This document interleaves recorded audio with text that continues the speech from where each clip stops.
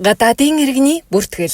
Гадаадын иргэнийг орон байраар хангасан иргэн аж ахуйн нэгж байгууллага түүнийг гадаадын иргэний асуудал эрхэлсэн төрийн захиргааны байгууллагад 48 цагийн дотор бүртгүүлэх бөгөөд бүртгэлийг цахимаар хийж болно. Гадаадын иргэний бүртгэлийг ISF-CGM болон E-Mongolia цахим системээр тус бүртгүүлэх боломжтой. Монгол улсын иргэн болон Монгол улсын хуулийн этгээд нь дан системийг ашиглан системд нэвтрэнэ. Монгол улсын Иргэн дан системэд 3 аргаар нэвтрэх боломжтой. Үүнд 1 удаагийн кодоор нэвтрэх.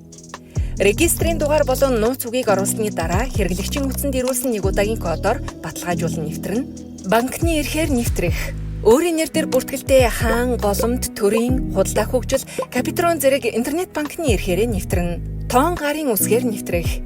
Иргэн өөрийн нэр дээр бүртгэлтэй иргэний тоон гарын үсгээр нэвтрэнэ. Монгол улсын хуулийн этгээд.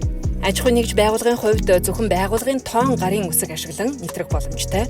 Гадаадын иргэний хувьд F регистрийн дугаар оруулан нэвтрэнэ.